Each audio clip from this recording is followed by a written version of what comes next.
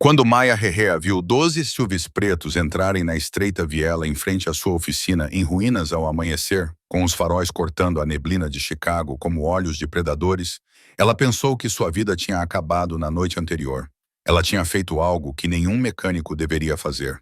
Ela tinha tocado na filha de Konstantin Vulov, o chefe da máfia mais temido de Chicago, sem permissão. A cadeira de rodas personalizada da menina, no valor de $85.000, e construída pelos melhores engenheiros que o dinheiro poderia comprar, deveria ser intocável. Mas Maya viu algo que todos eles não viram. Algo que a fez arriscar tudo o que tinha, que não era muito. Agora, enquanto homens de ternos pretos cercavam sua oficina, com armas mal escondidas sob jaquetas sob medida, e um homem com olhos tão frios quanto o inverno siberiano se aproximava, Maya percebeu que havia realizado um milagre ou assinado sua própria sentença de morte. Mas naquele momento, parada em sua garagem às 6h47 da manhã, tudo o que ela conseguia pensar era em sobreviver. Tudo o que ela conseguia pensar era em sobreviver. O barulho começou baixo, como um trovão distante rolando sobre o lago Michigan, depois cresceu até se tornar algo que fez as janelas rachadas de sua pequena loja tremerem. Um SUV, depois 3, depois 7, depois tantos que ela parou de contar. 12 veículos no total, 12 transportadores da morte, todos convergindo para sua loja decadente no lado sul, como um comboio blindado negro, respondendo a um chamado para a guerra. As mãos de Maya tremiam enquanto ela segurava a chave inglesa, que segurava desde que ouviu o primeiro motor. O óleo manchava seus dedos, entranhado nas dobras das palmas das mãos, após uma noite trabalhando até seu corpo implorar por misericórdia. Ela tinha 28 anos e já havia enfrentado o perigo antes no Iraque, na Síria, em um hospital militar onde mantinha soldados unidos com nada além de gás e orações.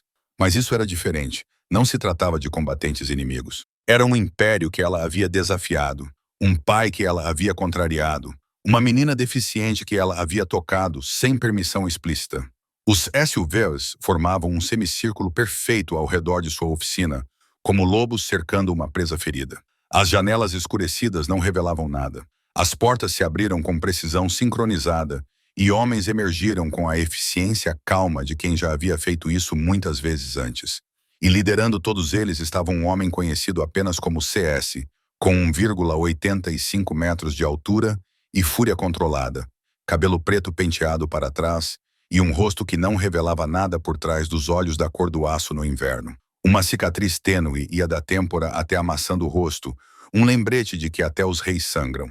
Maya observou pela janela rachada da porta da garagem, enquanto Konstantin Volkov descia do veículo da frente com os movimentos deliberados de alguém que possuía tudo o que via. Alguém que sabia exatamente do que era capaz. Alguém que havia enterrado inimigos em lugares que ninguém jamais encontraria. Como cheguei aqui? A pergunta gritava na mente de Maya enquanto seu coração batia forte contra as costelas. Como uma mecânica falida, com cicatrizes de queimaduras descendo pelo braço e pesadelos que nunca paravam, acabou ficando entre o homem mais perigoso de Chicago e qualquer que fosse o julgamento que ele viesse entregar? Como uma mulher que já havia perdido tudo, seu marido, sua audição, sua esperança, se viu com algo a perder. A resposta, ela sabia, estava em um único momento da verdade, 14 horas antes. Um momento em que ela viu algo que todos os outros deixaram passar. Um momento em que ela escolheu a compaixão em vez do medo. Um momento em que ela apostou tudo em sua capacidade de ver o que os outros não podiam ver, de ouvir o que as máquinas estavam tentando dizer, de entender que o equipamento mais caro do mundo não significava nada se ninguém se importasse em perguntar a uma menina de 14 anos onde ela sentia dor. Antes de mergulharmos no que acontece a seguir, se você gosta de histórias sobre pessoas comuns que arriscam tudo para fazer o que é certo, curta este vídeo e inscreva-se em nosso canal. Compartilhe isso com alguém que precisa acreditar que, às vezes, a coisa mais corajosa que você pode fazer é dizer a verdade a um homem poderoso. Agora, vamos voltar ao lugar onde tudo começou. Para entender o que Maya fez, você precisa entender quem era Maya. E para entender isso, você precisa entender que a loja dela não era apenas um negócio, era uma tábua de salvação. O último fio que a mantinha presa a um mundo que tentou destruí-la de todas as maneiras possíveis. A oficina de Ray ficava na periferia do sul de Chicago, Um lugar onde as luzes da rua piscavam e o aluguel era barato porque ninguém queria morar lá. As paredes estavam rachadas. O telhado vazava sempre que chovia forte. No entanto, as ferramentas de Maya estavam organizadas com uma precisão quase obsessiva. Essa era a contradição de Maya Reyes. Ela estava falida, mas não estava destruída. Não onde mais importava. Para entender por que essa pequena oficina significava tudo para ela, era preciso entender o que ela havia sobrevivido. Ela não tinha lembranças de seus pais biológicos. Eles morreram em um acidente de carro quando ela tinha 8 anos, deixando ela e seu irmão de 3 anos, Noah, no sistema de acolhimento de Illinois. Os 10 anos seguintes foram um inferno. 7 famílias adotivas diferentes, algumas indiferentes, outras violentas. Maya aprendeu a proteger Noah com seu próprio corpo, a levar os golpes destinados a ele, porque Noah era diferente. Ele era autista, mal falava e via o mundo através de números e formas que ninguém mais entendia. Quando Maya completou 18 anos, ela assinou seus documentos de alistamento no dia do seu aniversário. Não por patriotismo, mas porque o exército pagava bem e esse dinheiro poderia manter Noah em uma instituição de cuidados decente, em vez de ser jogado de um lado para outro como lixo. Ela se tornou enfermeira de campo e serviu por 6 anos, 2 vezes no Iraque e uma na Síria. Em hospitais de campanha cheios de sangue e gritos, Maya aprendeu a lição mais importante de sua vida. Ela aprendeu a ver o que os outros não viam. Um batimento cardíaco irregular quando a máquina dizia que estava tudo bem. Um ferimento escondido sob a pele que não sangrava. Um soldado que dizia não sentir dor, mas estava morrendo lentamente por dentro. Foi também lá que ela encontrou Jacob. Jacob Reyes, um mecânico de veículos militares cujo sorriso a fazia esquecer que estavam no meio do inferno. Eles se casaram em uma pequena cerimônia na base, testemunhada apenas por seus colegas soldados. 2 curtos anos de felicidade. Então, tudo acabou numa tarde nos arredores de Damasco. O comboio em que viajavam escondia um dispositivo explosivo improvisado. Maya estava no banco de trás, Jacob na frente. Quando ela viu o clarão, Jacob já se tinha virado e jogado o corpo sobre o dela para protegê-la da explosão. Ele morreu nos braços dela 37 segundos depois. O sangue dele encharcou o uniforme dela. Os lábios dele moviam-se com palavras que ela não conseguia ouvir porque os ouvidos dela zumbiam devido à pressão. Ela sobreviveu com uma cicatriz de queimadura que ia do ombro direito até o braço, perda total da audição no ouvido esquerdo e pesadelos que nunca paravam. Mas Jacob não sobreviveu. Depois de deixar o serviço, Maya voltou para casa de mãos vazias e com o coração despedaçado. O Departamento de Assuntos dos Veteranos negou a maioria de seus pedidos, alegando que seus ferimentos não eram graves o suficiente. Nos 8 meses seguintes, ela morou na velha caminhonete de Jacob, tomava banho em postos de gasolina, comia comida enlatada e tentava não deixar a escuridão engoli-la. Algumas noites, ela sentava com a arma de Jacob nas mãos, perguntando-se se continuar ainda tinha algum sentido. Então ela pensava em Noah. Ele ainda precisava dela. Ele ainda esperava todos os meses, seus olhos brilhando quando via sua irmã. Se ela morresse, quem pagaria por seus cuidados? Quem garantiria que ele não fosse maltratado? Quem se lembraria que ele adorava a torta de maçã, mas detestava a crosta? Então Maya se levantou novamente. Ela usou suas últimas economias para abrir essa pequena oficina, onde aplicou tudo o que havia aprendido. Como ouvir as máquinas, como ver os problemas antes que se tornassem desastres, como consertar o que os outros diziam que não tinha conserto. Na parede da oficina, ela pendurou uma única fotografia, Jacob de uniforme, sorrindo para ela e através das lentes. Todas as manhãs, ela olhava para ela e falava com ele como se ele ainda estivesse lá. E todas as manhãs ela lembrava a si mesma que sobreviver não era sem sentido, que suas mãos ainda podiam fazer algo de bom, que talvez um dia ela encontrasse uma razão para acordar sem ter que se forçar. Naquela quinta-feira de manhã, 24 horas antes de 12 SUVs pretos cercarem sua oficina, Maya acordou no sofá rasgado no canto da garagem com dores por todo o corpo. Ela tinha dormido ali em vez de no apartamento alugado no andar de cima porque na noite anterior estava exausta demais para subir as escadas. A luz do sol matinal entrava pela porta e incidia sobre a fotografia de Jacob na parede. Ela olhou para ele e sussurrou, como fazia todos os dias. Mais um dia, meu amor. Ainda estou tentando. Então ela viu uma folha de papel rosa colada na porta de vidro, com letras em negrito, com um aviso de despejo. O proprietário tinha vindo enquanto ela dormia. 3 meses de aluguel atrasado. Ela tinha 7 dias para pagar ou sair. Maya arrancou o papel, dobrou-o e colocou-o no bolso da calça jeans. Como se escondê-lo pudesse fazer o problema desaparecer. Ela sabia que não. Isso só aumentava o peso da pilha crescente de dívidas que esmagava seus ombros. Seu telefone vibrou. Greenfield Care, a instituição onde Noah morava. Maya hesitou por um segundo antes de atender, porque sabia que eles nunca ligavam com boas notícias. A voz do administrador era fria e distante. Senhora Reyes, precisamos discutir a conta.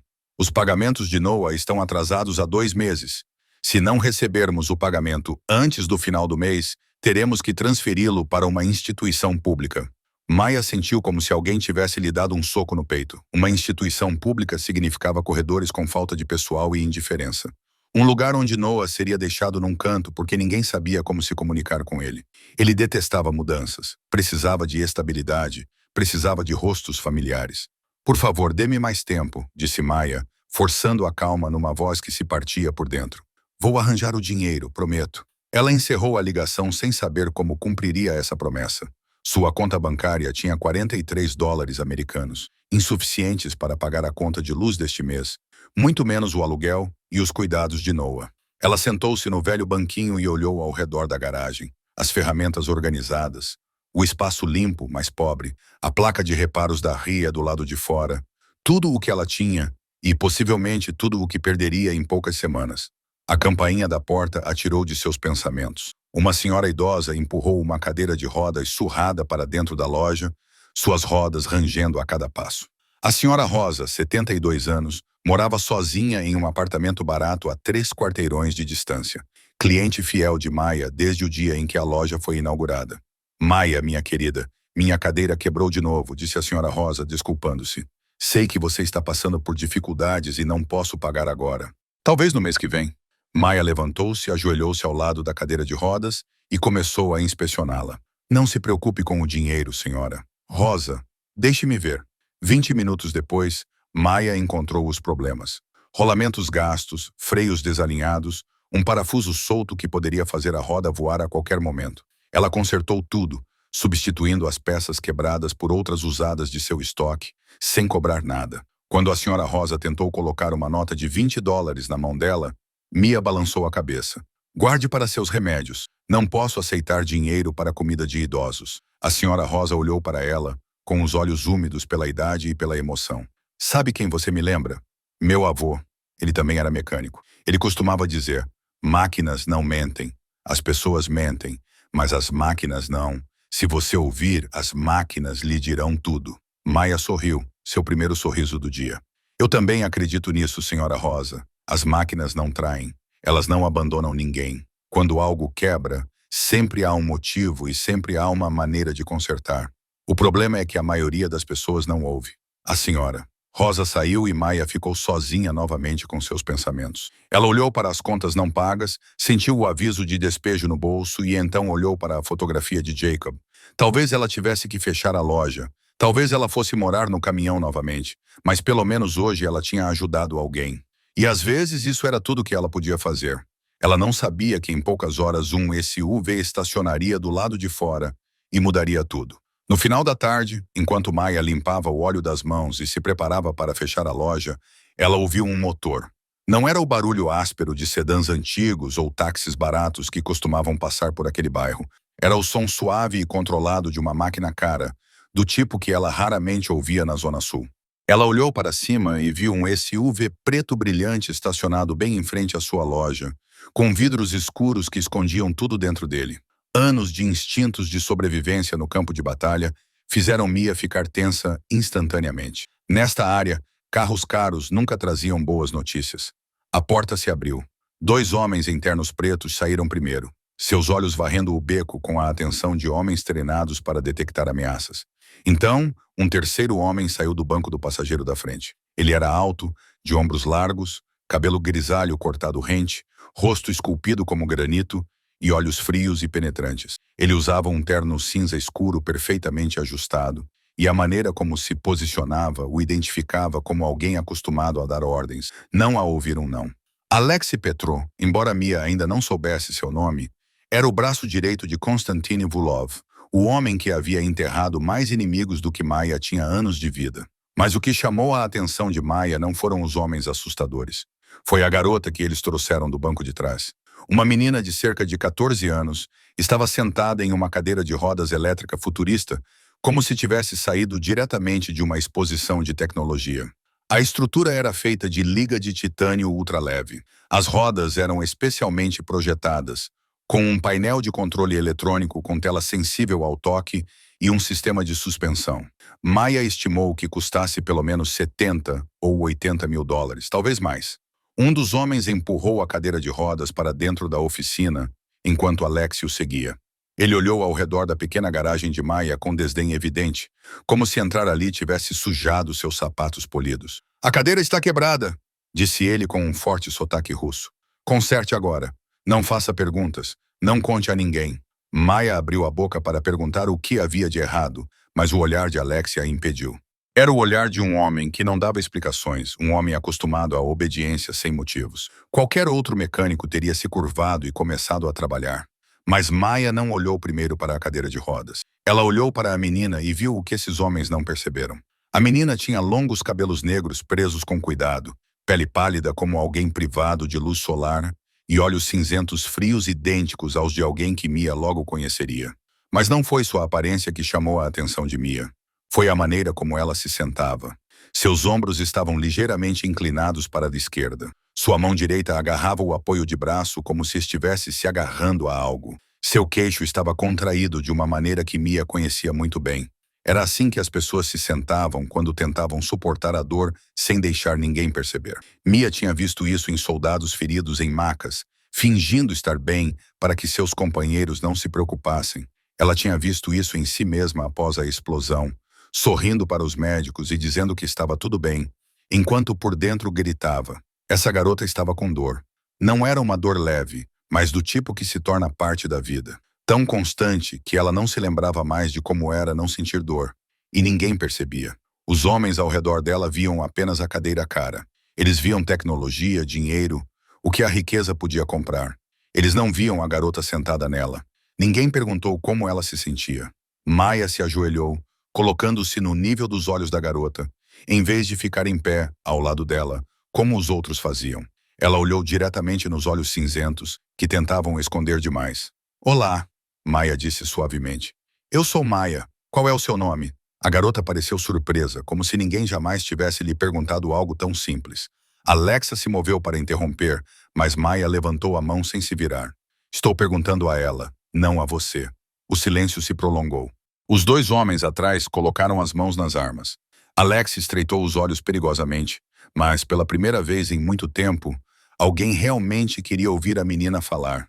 "Mila", respondeu a menina. Sua voz era baixa, como se tivesse medo de ser ouvida. "Eu sou Mila." Maia sorriu para Mila, o primeiro sorriso genuíno do dia. "Olá, Mila. O que há de errado com sua cadeira que a trouxe aqui?" A menina abriu a boca para responder, mas Alexa interrompeu. "O sistema de controle está com defeito. Às vezes, ele não responde aos comandos. Conserte isso."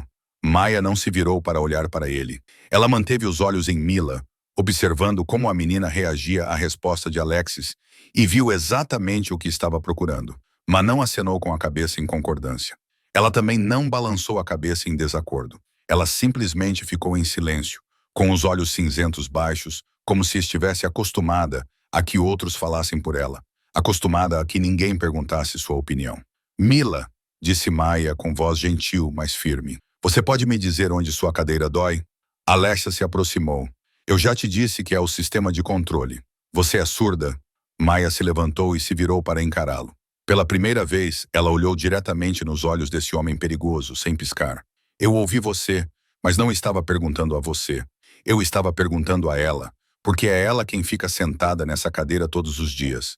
Ela sabe o que está errado, não você." O silêncio se intensificou.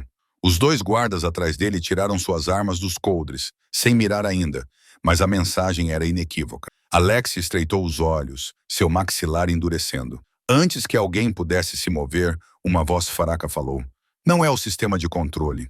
Todos se viraram para Mila. Ela tremia, suas mãos agarravam os braços da cadeira com tanta força que seus nós dos dedos ficaram brancos. Mas pela primeira vez em muito tempo, alguém realmente queria ouvi-la falar.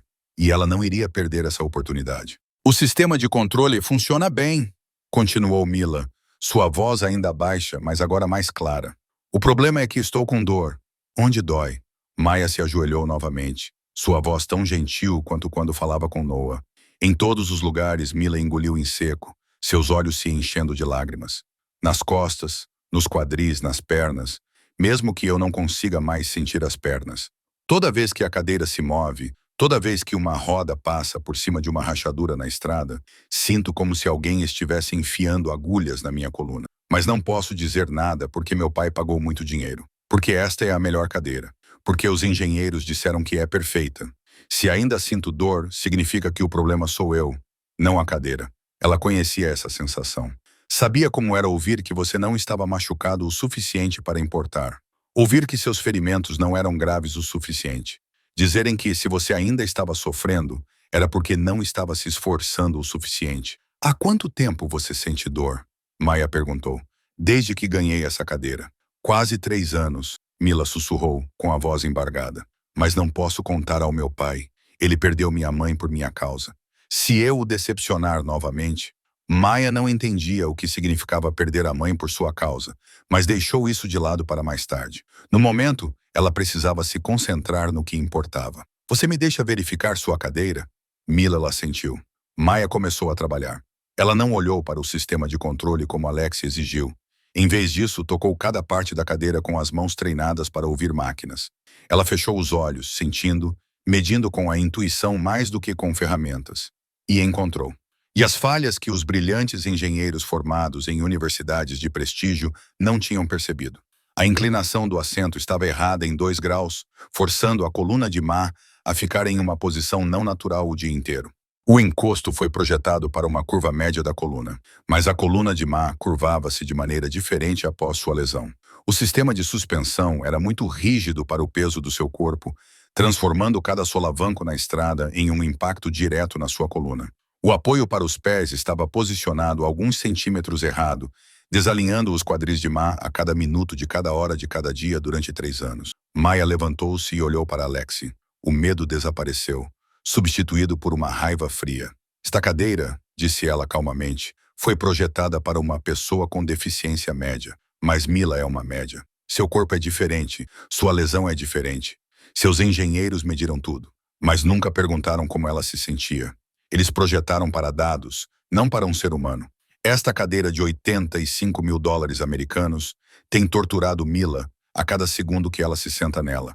Alexi respondeu friamente. Você está dizendo que os melhores especialistas da Europa estão errados e que um mecânico desconhecido desta favela está certo. Maya não recuou. Estou dizendo que esses especialistas nunca tiveram que se sentar na cadeira que projetaram. E eu sei como é sentir uma dor que ninguém acredita. Ela se virou para Mila. Eu posso consertar, mas preciso de tempo. E preciso que eles me deixem fazer do meu jeito. Alexi pegou o telefone e discou um único número. Chefe, disse ele ao telefone, sua voz de repente muito mais respeitosa do que tinha sido com Maya. Tem algo que você precisa ver. Você precisa vir aqui agora. 20 minutos depois, mais 3 SUVs pretos pararam em frente à loja. A temperatura pareceu cair 10 graus Celsius no momento em que a primeira porta se abriu. Maya não precisou de apresentações para saber quem era o homem que saía do carro. Konstantin Vulov se movia como se fosse dono não apenas desses veículos, mas também daquele beco, daquele bairro e talvez de toda a cidade. Com 1,85 metros de altura, ombros largos e um terno cinza escuro de 3 peças perfeitamente ajustado, cabelos pretos penteados para trás, e um rosto frio e afiado como gelo esculpido. Uma cicatriz tênue ia da têmpora até a maçã do rosto, e seus olhos cinzentos fixavam-se em Maya com a intensidade de um homem acostumado a ver os outros se ajoelharem. Os olhos de Mela eram assustadoramente parecidos com os do pai. Mas enquanto os de Mila escondiam uma dor, os de Constantine revelavam apenas um vazio glacial. 6 guarda-costas se alinharam atrás dele, com as mãos nas armas e os olhos fixos em Maya. Alexi deu um passo à frente e sussurrou no ouvido do chefe, contando tudo o que havia acontecido. Mia não conseguia ouvir as palavras, mas viu o maxilar de Constantine apertar a cada frase. Quando Alexi terminou, Constantine caminhou em direção a Mia com passos lentos e deliberados. Ele parou a menos de 1 metro dela, perto o suficiente para que ela sentisse o cheiro de sua colônia cara e sentisse o frio que emanava dele. "Quem é você?" perguntou ele, sua voz baixa e firme como uma máquina funcionando para reivindicar que o equipamento da minha filha é defeituoso. "Gastei mais de 200 mil dólares americanos nos últimos 5 anos. Os melhores médicos, os melhores engenheiros, especialistas da Alemanha, Suíça, Japão, e você, um mecânico nesta oficina decadente, ousa dizer que eles estão errados?" Maia sabia que deveria abaixar a cabeça.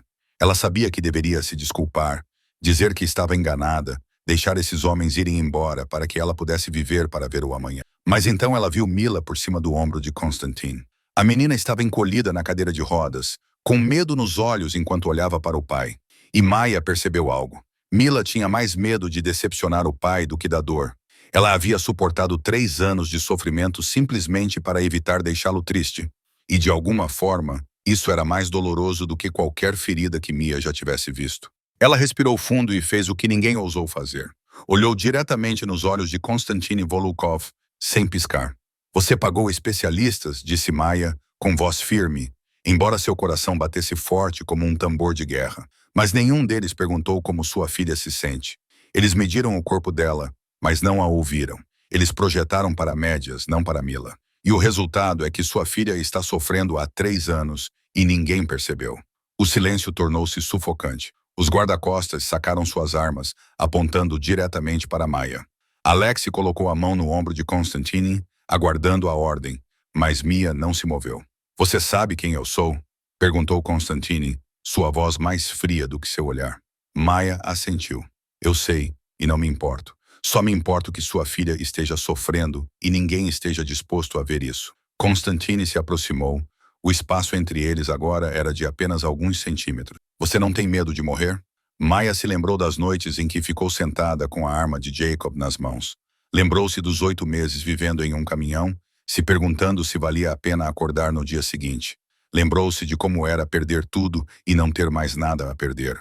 "Eu morri há 5 anos na Síria", ela respondeu calmamente, "em uma explosão que levou meu marido e parte da minha alma. O que você vê aqui é o que restou, tentando fazer algo certo antes de partir de vez.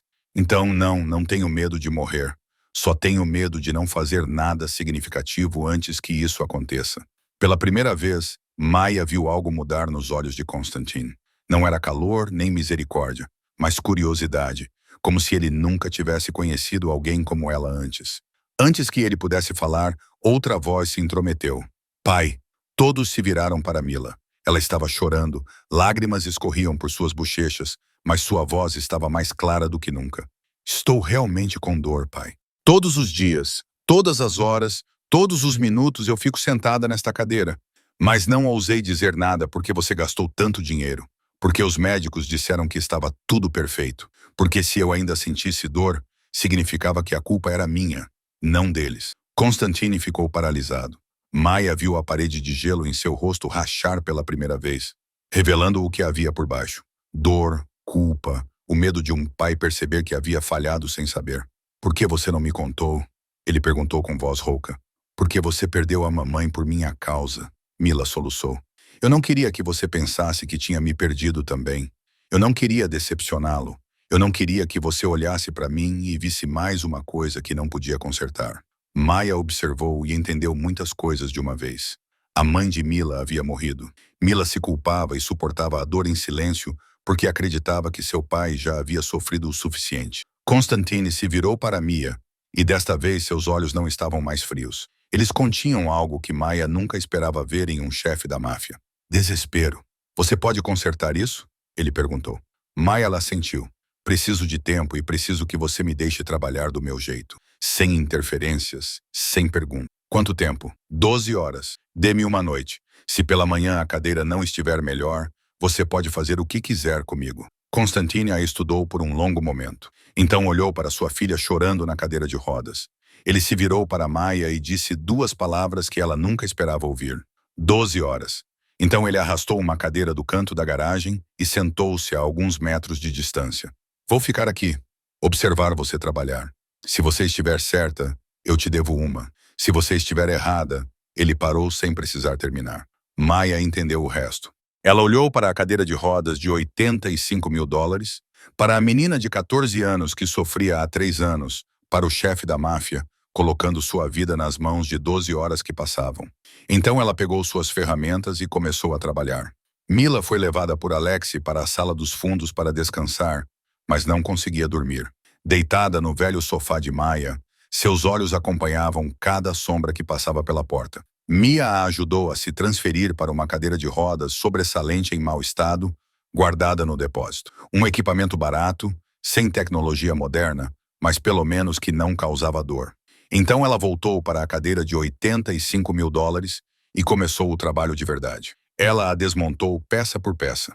Primeiro, a estrutura externa de liga de titânio, depois o sistema de controle eletrônico, placas de circuito, fiação, sensores. Mia trabalhava com foco absoluto, suas mãos se movendo com a mesma precisão que ela tinha nos hospitais de campanha, cortando soldados feridos enquanto eles sangravam. Constantine sentava-se em silêncio em uma cadeira a alguns metros de distância, seus olhos cinzentos nunca a perdendo de vista por um segundo. Seus guarda-costas haviam se retirado para fora a seu comando, deixando apenas Alexei parado no canto como uma estátua. Mas Maya não percebeu a presença deles. Para ela, havia apenas a cadeira de rodas e os segredos que ela escondia. 1 hora se passou em silêncio. Então Maya chegou à estrutura do assento e o som de metal batendo em metal ecoou constantemente pela garagem silenciosa. Aquela cicatriz. A voz de Constantine de repente quebrou o silêncio. Você a ganhou na explosão que mencionou? Maya fez uma pausa por um segundo, depois continuou trabalhando. Ela não olhou para ele. Sim. Ela puxou a manga para cima, revelando a cicatriz de queimadura que ia do ombro até quase o cotovelo. A pele estava enrugada, descolorida, irregular, como cera de vela derretida e endurecida novamente. O combustível pegou fogo, disse ela calmamente, como se estivesse contando a história de outra pessoa. Meu marido me empurrou para fora do centro da explosão. Ele levou quase todo o impacto. Eu só levei a ponta do fogo, o suficiente para lembrar para sempre. Constantine ficou em silêncio por um longo momento. Seu marido morreu, Jacob. O nome dele era Jacob. Maya parou e olhou para a fotografia na parede. Ele morreu nos meus braços. 37 segundos. Tempo suficiente para eu ver a luz se apagar dos olhos dele. Tempo suficiente para ele tentar dizer algo que eu não conseguia ouvir porque meus ouvidos estavam zumbindo. Tempo suficiente para eu entender que ele escolheu me salvar em vez de salvar a si mesmo. Ela voltou ao trabalho, com as mãos tremendo levemente, mas ainda precisas. Às vezes, eu gostaria que ele tivesse feito uma escolha diferente. Gostaria que ele tivesse sobrevivido e eu tivesse morrido. Pelo menos ele saberia como seguir em frente. Eu não sei. Estou apenas existindo, não vivendo de verdade. Constantine levantou-se e aproximou-se do trabalho. Ele não a tocou, mas ficou perto o suficiente para que ela sentisse sua presença. Eu entendo esse sentimento, disse ele, sua voz agora mais baixa, desprovida de sua frieza habitual. Minha esposa morreu há 5 anos em uma tentativa de assassinato que tinha como alvo eu. A Rena estava ao meu lado quando abriram fogo. Ela caiu em meus braços, seu sangue encharcando meu terno, e eu não pude fazer nada além de vê-la partir. Maya olhou para cima pela primeira vez, encontrando os olhos de Constantine. Não com desafio ou medo, mas com compreensão.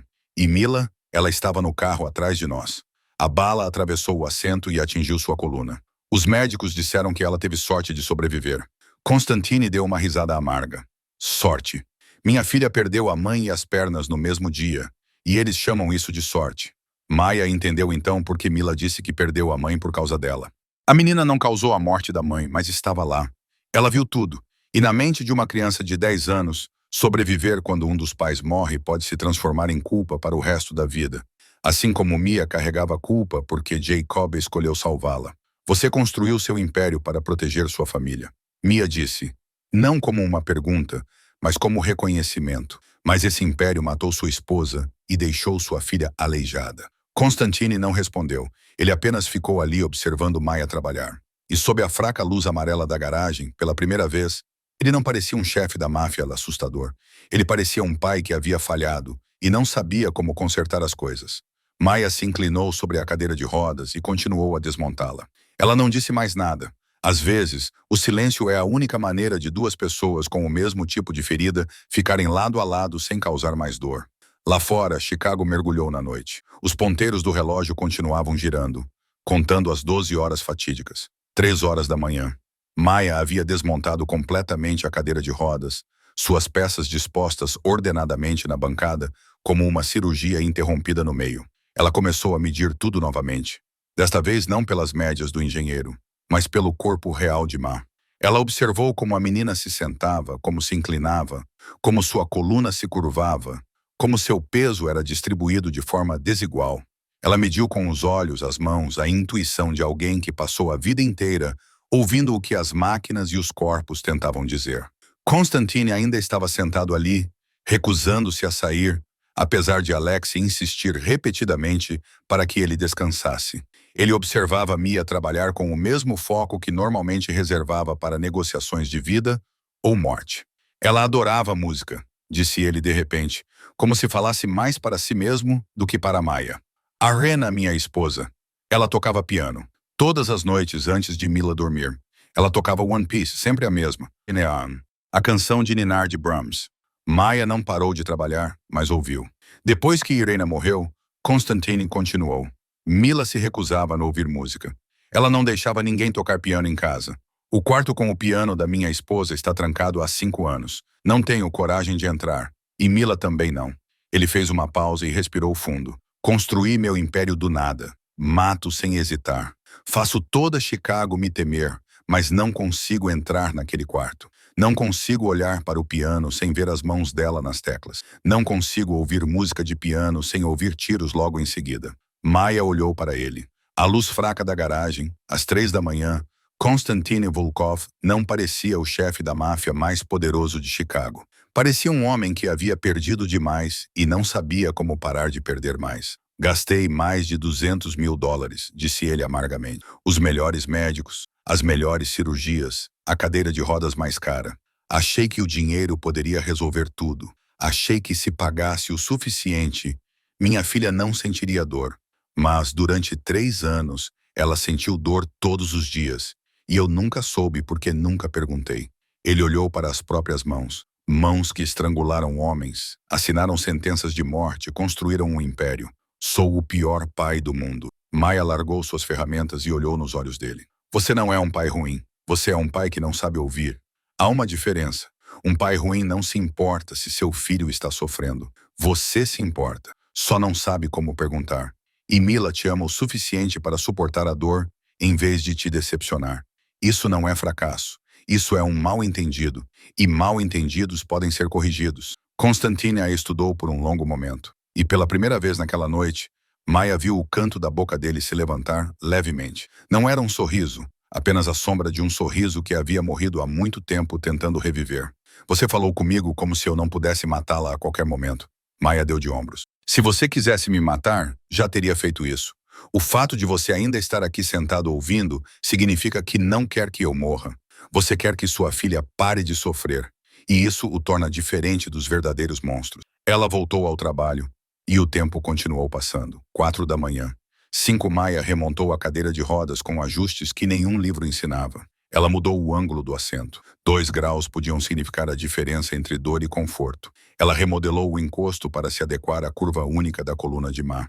Após a lesão, ela substituiu o sistema de suspensão por um mais macio, adequado ao peso leve da menina. Ela deslocou o apoio para os pés alguns centímetros, o suficiente para que os quadris de Ma não ficassem mais desalinhados. Pequenas mudanças, mas eram exatamente isso que os engenheiros brilhantes haviam deixado passar. Eles projetaram para a média. Maia projetou para Mila. Às 6h15 da manhã, o amanhecer começou a surgir pela porta enquanto Maia apertava o último parafuso. Ela se endireitou, com as costas doloridas e os olhos ardendo de exaustão, mas a cadeira de rodas à sua frente estava inteira novamente. Está pronto, disse ela com voz rouca. Traga Mila. Alex foi até a sala dos fundos e voltou com Mela na velha cadeira de rodas sobressalente. Ela não tinha dormido a noite toda. Seus olhos estavam vermelhos e inchados de tanto chorar. Mas quando viu sua própria cadeira totalmente remontada, ela parecia mais ansiosa do que esperançosa. 3 anos de dor ensinaram Mila a não esperar coisas boas. Toda vez que alguém prometia ajudar, ela ficava desapontada novamente. Ela aprendeu a não ter esperanças, para não se sentir mais decepcionada. Maia se ajoelhou na frente dela, encontrando os olhos cinzentos assustados. Você não precisa acreditar em mim, disse ela gentilmente. Você só precisa tentar. Se ainda doer, me diga. Vou continuar consertando até ficar bom. Você não precisa mais sofrer em silêncio. Mila olhou para Maya, depois para seu pai, que estava parado ao lado com uma expressão tensa, e então voltou a olhar para a cadeira de rodas. Ela respirou fundo e assentiu. Maya e Alexa ajudaram Ma a se transferir lentamente da cadeira velha para a consertada. Mia observou cada mudança na expressão da menina como se estivesse lendo um livro. Mila se acomodou. Suas costas encontraram o apoio ajustado. Seus quadris encontraram sua nova posição. Suas pernas repousaram no apoio para os pés ajustado. E então Maya viu a mudança no rosto de Ma. Primeiro, confusão. Ela piscou, como se não tivesse certeza do que estava acontecendo. Então, tentou se mover para frente. As rodas rolaram suavemente pelo piso de concreto rachado. A nova suspensão absorveu todas as vibrações, em vez de transmiti-las diretamente para sua coluna. Mila parou. Seus olhos se arregalaram. Seus lábios tremeram. Pai, ela sussurrou. Pai, eu não sinto dor. Constantine deu um passo à frente, depois parou, como se tivesse medo de acreditar. O que você disse? Eu não sinto dor, pai. Mila repetiu mais alto agora, sua voz quebrando em lágrimas. Pela primeira vez desde que ganhei esta cadeira, estou sentada e não sinto dor. Estou me movendo e não sinto dor. Não sinto mais como se agulhas estivessem perfurando minhas costas. Pai, não sinto mais dor. Ela começou a chorar. Não eram os gritos de dor que Maya tinha visto na noite anterior, mas soluços de alívio. 3 anos de resistência, 3 anos de silêncio, 3 anos dizendo a si mesma que era culpa dela, que ela não era forte o suficiente, que não tinha o direito de reclamar. Tudo isso se transformou em lágrimas incontroláveis que escorriam pelo rosto da menina de 14 anos. Constantine ficou paralisado por um momento. Então, a barreira que ele havia construído durante 5 anos, a barreira gelada de um chefe da máfia que nunca demonstrava emoção, desmoronou completamente. Ele se ajoelhou ao lado da cadeira da filha, com as mãos trêmulas ao segurar as mãos de Ma, e chorou. Maya nunca imaginou que veria isso. Konstantin Vulov, o homem que fazia toda Chicago temê-lo, o homem que enterrou inúmeros inimigos, ajoelhado no chão de concreto sujo de uma garagem quebrada e chorando como uma criança. Ele puxou a filha para seus braços, os ombros tremendo, soluços quebrados saindo de sua garganta. 5 anos, ele disse entre lágrimas. 5 anos você sofreu e eu não sabia. 5 anos você sofreu sozinha. Sinto muito mesmo, sinto muito mesmo. Não é culpa sua, sussurrou Mila, abraçando-o com força. Não é culpa de ninguém. O que importa é que eu não sinto mais dor. Maya deu um passo para trás, com os olhos marejados, embora tentasse não chorar. Observando-os, ela sentiu algo que pensava ter morrido há muito tempo começar a viver novamente em seu peito, um significado, um propósito, uma razão para continuar. Alex ficou parado no canto, com seu rosto impassível. Mas Maya viu ele engolir em seco e se virar. Até mesmo os homens mais duros têm limites. Após um longo momento, Constantine se levantou. Ele se virou para Maya, com os olhos vermelhos, mas não mais frios. Algo novo vivia ali. Gratidão, respeito, talvez a semente de algo mais profundo. Você fez o que centenas de especialistas não conseguiram, disse ele com voz rouca. Em uma noite, com uma garagem quebrada e ferramentas velhas, você devolveu à minha filha algo que eu pensava ter perdido para sempre. Maya balançou a cabeça. Eu só fiz o que eles deveriam ter feito desde o início. Eu a ouvi. Constantine a estudou como se estivesse memorizando cada linha de seu rosto. Eu te devo, ele disse. No meu mundo, dívidas são sagradas. O que você quer? Dinheiro. Quanto você quiser. Qualquer coisa. Maya olhou ao redor de sua pequena garagem, sentiu o aviso de despejo em seu bolso, pensou nas contas não pagas sobre a mesa. Ela poderia pedir qualquer coisa. O suficiente para salvar a loja. O suficiente para garantir o futuro de Noah para sempre. O suficiente para nunca mais temer o amanhã. Mas ela balançou a cabeça. Não quero seu dinheiro. Só fiz o que era certo. Isso não é uma dívida. É simplesmente fazer a coisa certa. Constantine olhou para ela como se ela tivesse falado uma língua que ele não conhecia. Em seu mundo, tudo tinha um preço. Ninguém agia sem motivo. Ninguém recusava dinheiro quando era oferecido. Você é a primeira pessoa a me dizer isso, disse ele lentamente. E realmente acredita nisso. E agora voltamos ao ponto onde a história começou.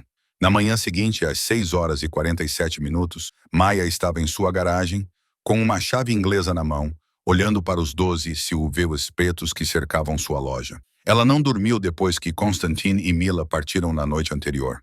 Ela se sentou no velho banquinho, olhando para a fotografia de Jacob, se perguntando se tinha feito a coisa certa ou errada, se recusar o dinheiro de um chefe da máfia era nobre ou tolice, se alguma coisa mudaria ou se ela ainda perderia a loja, perderia Noah, perderia tudo em poucas semanas. Então ela ouviu os motores e seu coração disparou. 12 SUVs, dezenas de homens em ternos pretos, armas escondidas sob os paletós, uma formação como lobos cercando uma presa. Maya pensou que aquele era o momento em que ela morreria. Ela pensou que Constantine poderia ter mudado de ideia, que um chefe da máfia não poderia permitir que ninguém soubesse que ele havia chorado, se ajoelhado, mostrado fraqueza. Ela apertou a chave inglesa com mais força, não porque acreditasse que ela poderia protegê-la, mas porque precisava se agarrar a algo para não tremer. A porta do primeiro SUV se abriu. Constantine saiu e Maya viu o que nunca esperava ver. Ele trazia flores, um buquê brilhante de girassóis amarelos nas mãos de um homem que havia matado mais pessoas do que ela poderia contar. A imagem era tão absurda que ela não sabia como reagir. Constantine entrou na garagem, colocou as flores em sua mesa de trabalho e olhou ao redor da pequena sala com uma expressão diferente da noite anterior. Sem desprezo, sem julgamento, apenas respeito. Você recusou meu dinheiro, disse ele. Mas você não pode recusar proteção. A partir de hoje, esta loja está sob minha proteção. Qualquer um que tocar em você enfrentará toda a minha força. Maya abriu a boca para protestar, mas Constantine levantou a mão. Não estou pedindo sua opinião. Isso não é uma oferta. É uma decisão. Ele acenou para Alexi, que se adiantou e colocou uma pasta de couro sobre a mesa. Quando ela se abriu, Maya viu grossas pilhas de dinheiro. Este é o pagamento pelo trabalho de ontem à noite, disse Constantine. Não me diga que você não quer. Não me importo com o que você quer. Este é o valor do que você fez. Você merece ser paga. Pegue. Antes que Maya pudesse responder, Alexa colocou uma pasta ao lado. Eu pesquisei sobre você, continuou Constantine. Eu sei sobre seu irmão no Greenfield Care, 2 meses atrasado. Maya sentiu o sangue congelar em suas veias. Ele a investigou. Ele sabia sobre Noah. Ele conhecia sua maior fraqueza. Ela pensou em centenas de maneiras pelas quais ele poderia usar essa informação para controlá-la, forçá-la, transformá-la em uma marionete. Mas o que ele disse a seguir a deixou paralisada. Entrei em contato com o Lakewood Special Care Center, em North Shore, a melhor instituição de Illinois para autismo. Eles têm uma vaga para Noah. Todas as despesas foram pagas permanentemente. Maya não conseguia falar. Lakewood. Ela já tinha ouvido falar. Sonhava em mandar Noah para lá nas noites mais sombrias. O custo anual era superior ao que ela ganharia em toda a vida. E Constantine acabara de dizer que pagaria para sempre. Por quê? Ela sussurrou. Porque você deu à minha filha algo que eu não poderia comprar com dinheiro. Constantine respondeu. Você deu voz a Mila. Você a viu. Você a tratou como um ser humano, em vez de um problema a ser resolvido. Ele se aproximou, os olhos cinzentos fixos nos dela. E você me deu a chance de ver minha filha sorrir pela primeira vez em 5 anos. Você sabe quando Mila sorriu pela última vez? Quando sua mãe ainda estava viva. Você devolveu esse sorriso à minha filha. Nenhuma quantia de dinheiro é suficiente para pagar isso, mas posso tentar. Lágrimas escorreram pelo rosto de Maya antes que ela pudesse contê-las. Ela pensou em Noah, esperando todos esses anos com os olhos brilhando sempre que ela o visitava. Pensou nele vivendo em algum lugar onde as pessoas o compreendiam. Cuidavam dele adequadamente, davam a ele a chance de crescer, em vez de apenas existir. Pensou em não ficar mais acordada à noite se preocupando com contas médicas. Obrigada, disse ela suavemente. Era tudo o que ela conseguia dizer. 2 palavras. Mas Constantine entendeu. Ele acenou com a cabeça. E pela primeira vez, Maya o viu sorrir. Não o sorriso frio do poder, mas o sorriso de um pai que havia reencontrado a esperança. Mila quer visitá-lo, disse ele. Ela quer aprender como você trabalha. Vou trazê-la se você concordar. Maya olhou para ele e depois para os girassóis. Depois para a pasta com o dinheiro e pode em seguida para o arquivo Lakewood. Ela não sabia o que o futuro lhe reservava, mas, pela primeira vez em muito tempo, sentiu que talvez houvesse um futuro. 3 meses se passaram como um sonho que Maya mal ousava acreditar que fosse real. A oficina de Raya não era mais uma garagem em ruínas à beira da apreensão. Constantine enviou pessoas para renovar tudo, substituindo o telhado, repintando as paredes, instalando portas de vidro sólidas. Mas ele manteve a placa antiga porque Maya insistiu. Esta ainda é minha oficina, disse ela. Aceito ajuda, mas não quero que se torne outra coisa. Constantine concordou sem discutir, e Maia percebeu que isso era algo que ele raramente fazia por alguém. A notícia do mecânico que consertou uma cadeira de rodas de $85.000 da noite para o dia se espalhou rapidamente pela comunidade de deficientes físicos de Chicago. Primeiro veio um veterano com uma prótese de perna mal ajustada, enviado por amigos. Maia passou 4 horas reajustando todo o dispositivo, e quando o homem deu seus primeiros passos sem dor em 2 anos, ele chorou ali mesmo na oficina. Em seguida, uma mãe solteira trouxe seu filho de 8 anos com paralisia cerebral. Sua cadeira de rodas era uma herança de um programa de caridade e completamente inadequada. Maia trabalhou a noite toda sem cobrar nada. E na manhã seguinte, o menino sorriu pela primeira vez em meses. Pouco a pouco, a oficina de Maia se tornou o lugar onde as pessoas abandonadas pelo sistema vinham. Ela não fazia propaganda. Não precisava. A notícia se espalhou e a cada semana, mais pessoas batiam à sua porta com esperança e desespero entrelaçados nos olhos. Maia ajudava todos que podia. E para aqueles sem dinheiro, ela não cobrava nada.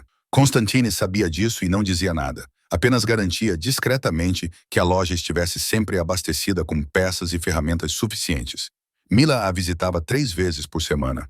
No início, ela apenas sentava e observava Maia trabalhar, seus olhos cinzentos acompanhando cada movimento com curiosidade. Então, ela começou a fazer perguntas. Por que você faz assim? Como isso funciona? Como você sabe o que precisa ser consertado? Maia explicava tudo com uma paciência que não sabia que tinha. Ela descobriu que Mila era extraordinariamente inteligente. Sua mente funcionava de maneiras que Maia nunca tinha visto. A menina podia olhar para um projeto e imediatamente apontar o que estava errado. Ela podia ouvir uma explicação uma vez e lembrar-se dela para sempre. Você deveria estudar engenharia biomédica, disse Mia uma tarde, enquanto trabalhavam juntas na cadeira de rodas de um veterano. Você tem mente para isso. Você poderia projetar dispositivos para pessoas como você e acertar desde o início. Mila olhou para Mia com os olhos brilhando de uma forma que Mia sabia que não aparecia desde que sua mãe estava viva. Você acha que eu conseguiria? Mia sorriu. Acho que você pode fazer tudo o que quiser. O vínculo entre Maia e Mila cresceu tão naturalmente quanto respirar.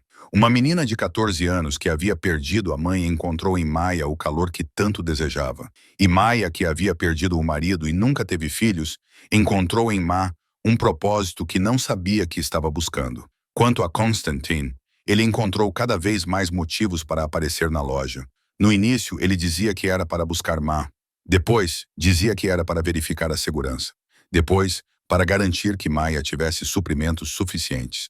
Mas Maia percebeu que ele frequentemente chegava mais cedo do que o necessário e ficava mais tempo do que o necessário. Ele se sentava em um canto, com um laptop, fingindo trabalhar, enquanto na verdade observava Maia e Ma interagirem. Às vezes, ele trazia café para ela, um café caro de um café do lado norte que Maia nunca poderia pagar.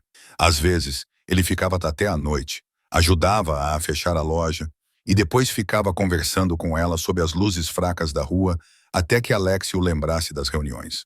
Eles conversavam sobre tudo e nada, sobre Mila, sobre Noah, que estava prosperando em Lakewood e começando a se comunicar mais pela primeira vez, sobre o trabalho de Maia, sobre pedaços de seus passados, compartilhados lentamente como fragmentos de 2 fotos quebradas. Constantine nunca falava sobre seus negócios reais, e Maia não perguntava. Ela sabia quem ele era. Sabia que seu império havia sido construído com sangue e violência, mas também sabia que ele era um pai que se ajoelhava e chorava por sua filha. Um homem que levava girassóis para um mecânico pobre que havia recusado seu dinheiro. Um homem que encontrou uma maneira de proteger o irmão dela sem exigir nada em troca. As pessoas não eram simplesmente pretas ou brancas. Maia entendia isso melhor do que a maioria. Ela havia matado na guerra. Ela havia feito coisas que nunca poderia contar a ninguém. Que direito ela tinha de julgar Constantine? Nunca vi meu pai assim. Mila disse uma tarde, depois que Constantine havia acabado de sair. O que você quer dizer? Ele sorri. Senhora Maia, meu pai não sorria desde que minha mãe morreu. Mas agora ele sorri quando está aqui, quando está perto de você. Maia não sabia o que dizer. Ela só sentiu seu coração parar por um instante. E isso a assustou mais do que qualquer arma jamais havia feito. Aquela noite chegou em um sábado à noite, no final do 3º mês. Mila tinha ido para casa mais cedo com Alex porque tinha uma prova na manhã seguinte, mas Constantine ficou para trás, dizendo que queria ter certeza de que Maya fecharia a loja com segurança. Ambos sabiam que era apenas uma desculpa. A loja já estava fechada há muito tempo, mas eles ainda estavam ali, sob as luzes amarelas fracas da garagem, conversando sobre coisas sem importância, apenas para prolongar o tempo que tinham juntos. Maya estava contando a ele sobre a primeira vez que consertou um veículo no Afeganistão, um jipe que quebrou no deserto, e como ela usou seus próprios cadarços como cinto temporário. Constantine riu, um som profundo e caloroso enchendo o pequeno espaço, e Maya percebeu que era a primeira vez que o ouvia rir de verdade. Não era um riso educado, nem cínico, mas o riso de um homem genuinamente feliz. Você tem graxa na bochecha, disse Constantine de repente, interrompendo sua história. Maya levantou a mão para limpá-la, mas Constantine foi mais rápido. Seu dedo roçou a bochecha dela, removendo gentilmente a mancha de óleo, e então permaneceu ali. Seus olhos cinzentos seguraram os dela com uma intensidade que a fez esquecer como respirar. Maya sabia que deveria recuar. Ela sabia que essa era uma linha que, uma vez cruzada, nunca poderia ser descruzada. Ela sabia que Konstantin Volkov era um chefe da máfia, o homem mais perigoso que ela já conhecera, tudo com o que ela nunca deveria se envolver. Mas ela não recuou. E quando Constantine se inclinou e a beijou, ela não se afastou. O beijo começou suave, cauteloso, como se ambos tivessem medo de quebrar algo frágil. Depois se aprofundou. Ficou mais urgente, como duas pessoas se afogando que finalmente se encontraram no oceano. Maya sentiu lágrimas escorrerem por suas bochechas sem saber por quê. Talvez porque essa fosse a primeira vez que ela deixava alguém se aproximar desde Jacob. Talvez porque ela achasse que nunca mais sentiria isso novamente. Talvez porque estivesse com medo. Quando se separaram, Constantine encostou a testa na dela e sussurrou. Não sou um homem bom, Maya. Você sabe disso. Fiz coisas que você não pode imaginar. Matei pessoas. Destruí outras famílias. Não mereço sua pureza. Mia colocou a mão no peito dele sobre o coração. Eu matei 2 pessoas. Ela respondeu suavemente. Na guerra. Observei a luz se apagar nos olhos deles e continuei andando. Eu também não sou pura. A única diferença é que o sangue nas minhas mãos é aceito pelo governo e o seu não. Constantine olhou para ela como se ela fosse o único milagre que restava em um mundo que havia esquecido os milagres. Você é a única coisa na minha vida que não posso comprar com dinheiro, disse ele.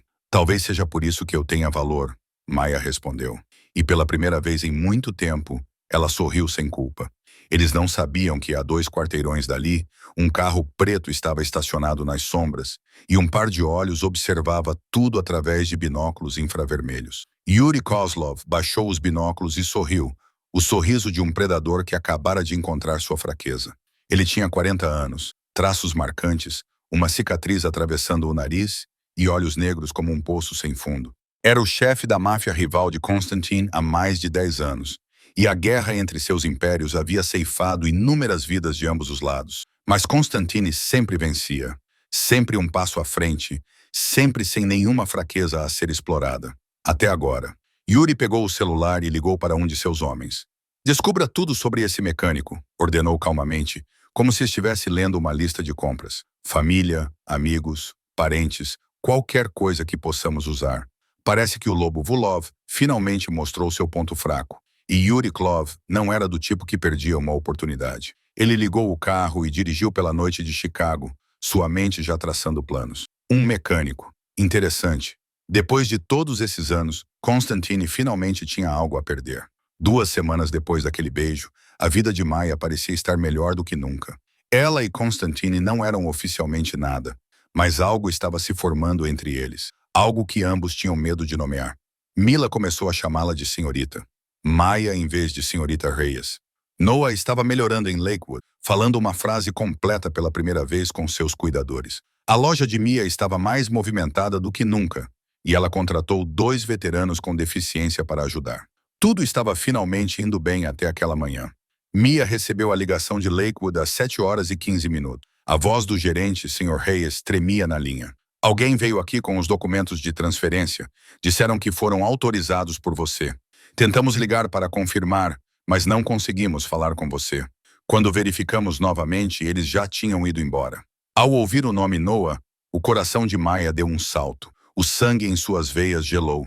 Quem? Perguntou ela com a voz estrangulada. Quem levou meu irmão? Não sei. Os documentos pareciam válidos. Sinto muito. Sinceramente. Maya não ouviu o resto. Desligou e ficou ali, na loja silenciosa pela manhã, sentindo como se alguém tivesse tirado todo o ar de seus pulmões. Noah, seu irmão, a única família que lhe restava, a única pessoa que ela jurou proteger com sua vida. Seu telefone vibrou.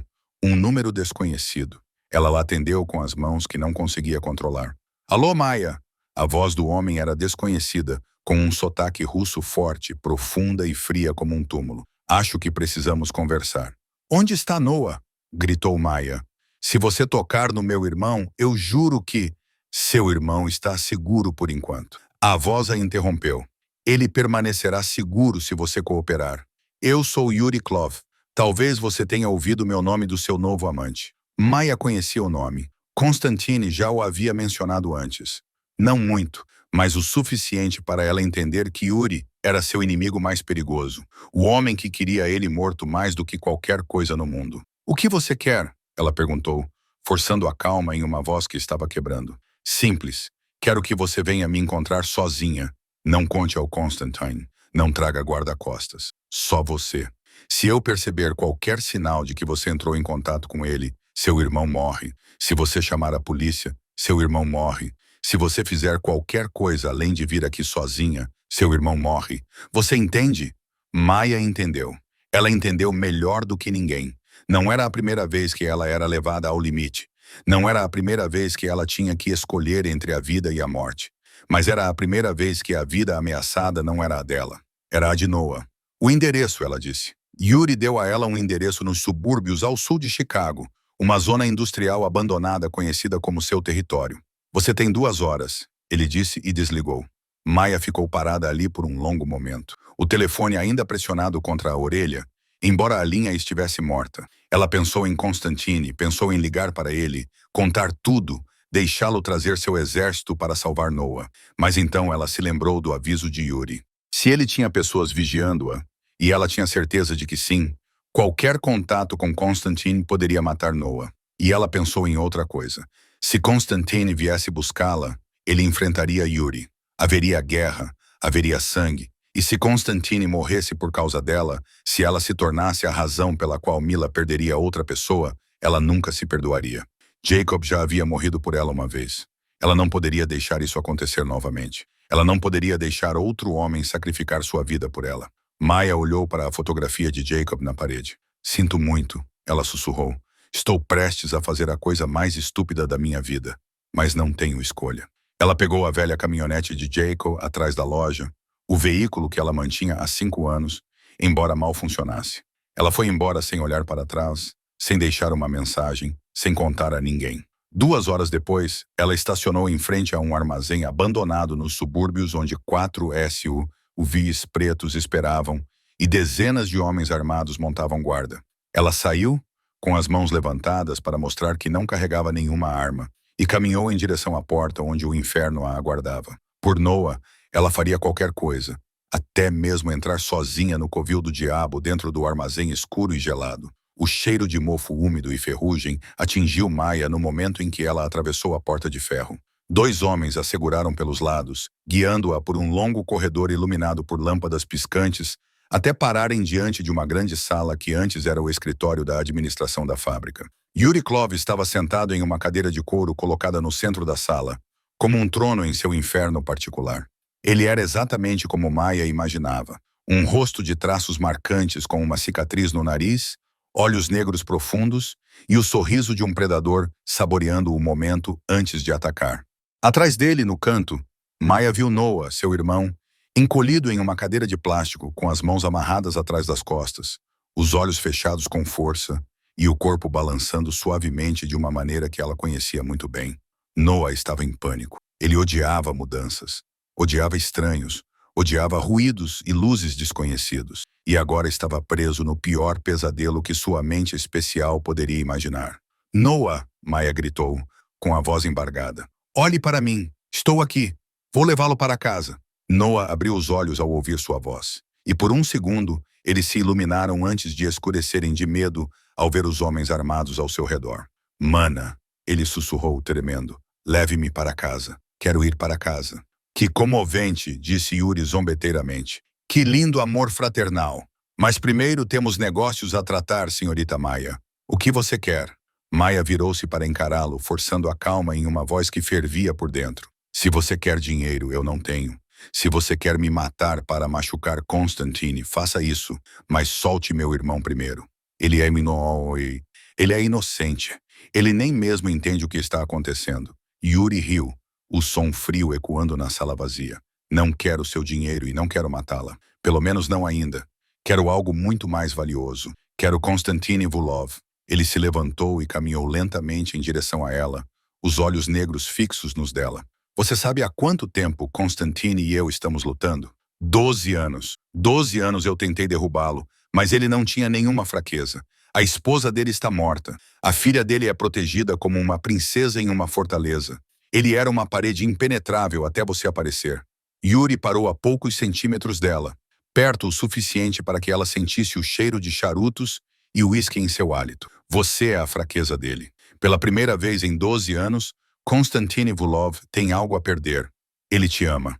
E o amor, minha querida Maia, é a arma mais perigosa do mundo quando usado corretamente. Não entendo o que você está dizendo, Maia respondeu, escondendo o medo em sua voz.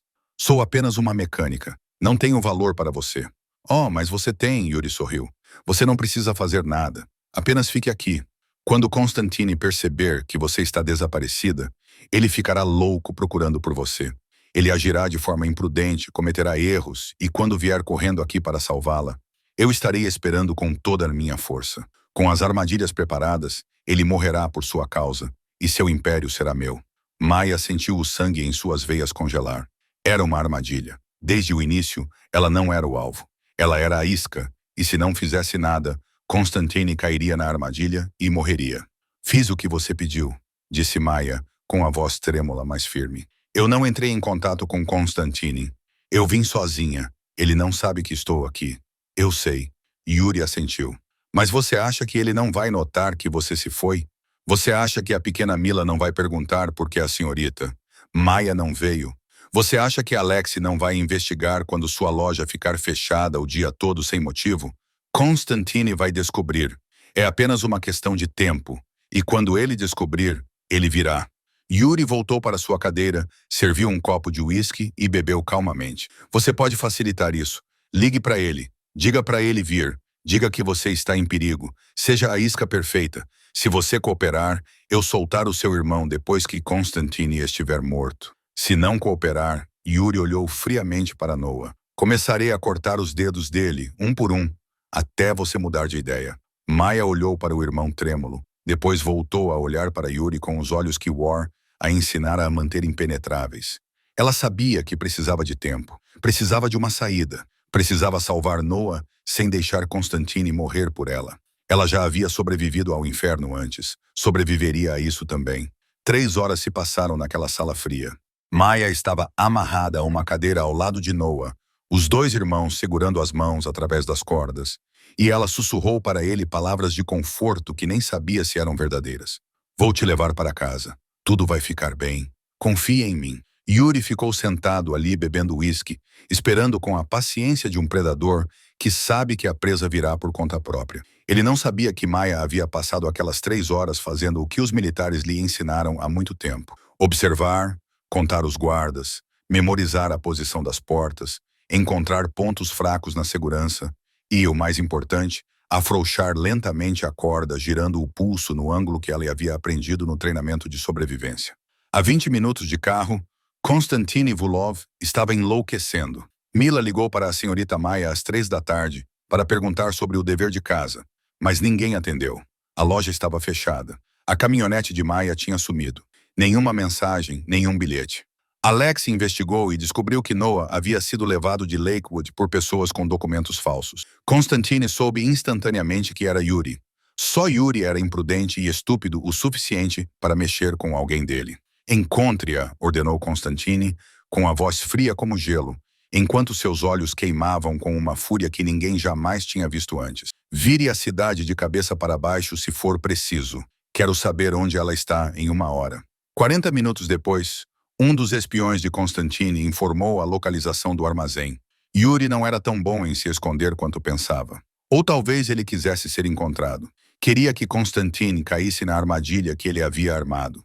Mas Yuri havia subestimado uma coisa. Konstantin Ivulov não era do tipo que caía em uma armadilha sem um plano. E ele não veio sozinho. Ele trouxe um exército. A primeira explosão ocorreu às 18 horas e 47 minutos, exatamente 12 horas depois que Maya recebeu a ligação de Yuri. A porta da frente do armazém foi destruída por explosivos, e naquele momento de caos, Maya agiu. Ela havia afrouxado as cordas o suficiente para libertar uma mão. Ela puxou com força, ignorando a dor quando a pele de seu pulso se rasgou e se libertou, enquanto todos ao redor entravam em pânico com os tiros do lado de fora. O guarda mais próximo se virou com o barulho, mas Maya foi mais rápida. 6 anos de treinamento militar não desapareceram só porque ela havia deixado o serviço. Ela chutou o joelho dele, derrubando-o, e então enrolou a corda afrouxada em volta do pescoço dele por trás. Ele desmaiou e Maya arrancou a arma de sua mão. Ela se virou para Noah, com as mãos tremendo enquanto cortava suas amarras. Olhe para mim, apenas olhe para mim, não olhe para mais nada. Noah assentiu, com os olhos cheios de lágrimas, mas confiando completamente em sua irmã, ela o puxou para o canto, colocou-o atrás de um grande armário de metal e ordenou: fique aqui. Não saia. Não importa o que aconteça, eu voltarei. Tiros rasgaram o armazém como fogos de artifício do inferno. Os homens de Konstantin invadiram o local por 3 direções, e as forças de Yuri estavam sendo dominadas. Maya se moveu pela sala com uma arma na mão, seu instinto de combate surgindo como se ela nunca tivesse saído do campo de batalha. Ela atirou em um homem que mirava a porta e, em seguida, em outro que tentava fugir. Sem hesitação, sem medo, apenas com instinto de sobrevivência e vontade de proteger seu irmão. Yuri tentou escapar pela porta dos fundos, mas Maya o impediu. Ela ficou ali, com a arma apontada para o peito dele, sangue de um ferimento na testa escorrendo pelo rosto, mas sua mão não tremeu. A mecânica. Yuri sorriu com desdém, apesar de estar encurralado. Acontece que você não conserta apenas carros. Eu também conserto erros, Maya respondeu, com o dedo no gatilho. Como o seu erro de tocar no meu irmão. Antes que ela pudesse atirar, uma voz veio de trás. Maya. Konstantin entrou em cena, seu terno caro manchado de sangue, fumaça subindo da arma em sua mão. Seus olhos cinzentos a examinaram da cabeça aos pés, verificando se havia ferimentos. Depois fixaram-se em Yuri com fúria ardente. Deixe comigo, disse ele calmamente, com uma crueldade que Maya nunca tinha ouvido antes. Ele é meu. Mia hesitou por um segundo, depois abaixou a arma e deu um passo para trás. Essa não era sua luta. Eram 12 anos de guerra entre 2 impérios, e ela não tinha o direito de roubar o final que Konstantin merecia. Konstantin, disse Yuri, ainda tentando soar calmo, embora seu rosto estivesse pálido. Podemos negociar. Tenho informações. Tenho dinheiro. Konstantin não respondeu. Ele deu um passo à frente e olhou diretamente nos olhos de seu inimigo de longa data. Você tocou no que é meu, disse ele, com uma voz fria como o inverno siberiano. Você sequestrou o irmão dela. Você ameaçou torturar um homem inocente para forçá-la a me trair. Não há negociação para isso. Yuri abriu a boca, mas o tiro veio primeiro. Um tiro entre os olhos. O chefe da máfia rival caiu no concreto frio, os olhos negros fixos na morte. 12 anos de guerra terminaram em um instante. Konstantin se virou para Maya e a parede de gelo em seu rosto se quebrou. Ele atravessou a sala e a puxou para seus braços, como se tivesse medo de que ela desaparecesse se ele a soltasse. Nunca faça isso de novo, ele sussurrou em seus cabelos com a voz trêmula. Nunca desapareça sem me avisar. Achei que tinha perdido você. Achei que tinha perdido outra pessoa novamente. Meu irmão, disse Maya entre lágrimas. Noah ainda está na sala. Konstantin acenou para Alexei, que imediatamente foi procurá-lo. Minutos depois, Noah foi trazido, tremendo e chorando, mas ileso. Maya envolveu o irmão em seus braços, lágrimas escorrendo pelo rosto, e pela primeira vez em muitas horas, ela se permitiu respirar. Eles deixaram o armazém na escuridão, deixando o corpo de Yuri e os destroços para os homens de Konstantin limparem. Noah foi colocado em um carro com Alexei cuidando dele, mais calmo agora depois de estar com sua irmã, já adormecendo no banco de trás de exaustão. Maya viajou sozinha com Konstantin, em silêncio durante todo o caminho de volta. Ela olhou pela janela para Chicago, passando pela noite, e sentiu seu corpo começar a tremer à medida que a adrenalina se esvaía. Ela havia matado alguém hoje à noite pela primeira vez desde a Síria. Ela pensava que nunca mais teria que fazer isso. O carro parou em frente à cobertura de Constantine em vez da loja de Mia. Ela não se opôs. Ela não tinha mais forças para se opor a nada. Noah foi levado para uma sala de estar privada para descansar, com um cuidador profissional ao seu lado. Maya foi conduzida por Constantine para seu escritório, onde ele fechou a porta e ficou de frente para ela sob a luz amarela quente. Por quê? Ele perguntou, sua voz não zangada, apenas cansada e magoada. Por que você não me ligou? Por que você foi sozinha? Você sabe que quase morreu? Você sabe o que eu pensei quando percebi que você estava desaparecida? Maya olhou para ele e, pela primeira vez, viu Konstantin Vulov não como um poderoso chefe da máfia, mas como um homem apavorado por perder a mulher que amava, assim como ela já havia temido perder Jacob, assim como temia perder Noah. Porque eu não podia deixar você morrer por mim, disse ela entre lágrimas. Yuri queria me usar como isca. Ele queria que você corresse para uma armadilha para me salvar. E eu sabia que você faria isso. Eu sabia que você viria mesmo sabendo que era uma armadilha. Eu não podia deixar isso acontecer. Perdi Jacob porque ele escolheu me salvar em vez de salvar a si mesmo. Eu não sobreviveria se isso acontecesse novamente. Eu não poderia deixar outro homem morrer por minha causa. Constantine se aproximou, colocou as mãos nos ombros dela e olhou diretamente nos olhos dela. Você não pode decidir isso, disse ele, firme, mas gentil. Você não pode decidir se eu posso me sacrificar por você. Essa escolha é minha, e eu sempre escolherei salvar você. Armadilha ou não, mesmo que eu tenha que enfrentar o mundo inteiro, porque você é a única coisa que importa para mim, além da Mila. Você é o que eu não sabia que precisava até ter você. Lágrimas escorriam pelo rosto de Maya. Ela tinha sido forte por muito tempo, sozinha por muito tempo, e agora alguém estava dizendo que ela não precisava ser assim, e ela não sabia como responder. Estou com medo, ela sussurrou. Tenho medo de perder você. Tenho medo que Mila perca outra pessoa. Tenho medo de ser sua fraqueza e fazer você se machucar. Constantine a puxou para seus braços, segurando-a como se ela fosse a coisa mais preciosa do mundo. Você é minha fraqueza, ele admitiu. Mas você também é minha força. Antes de você, eu apenas existia. Construí um império, destruí inimigos, mas não vivia.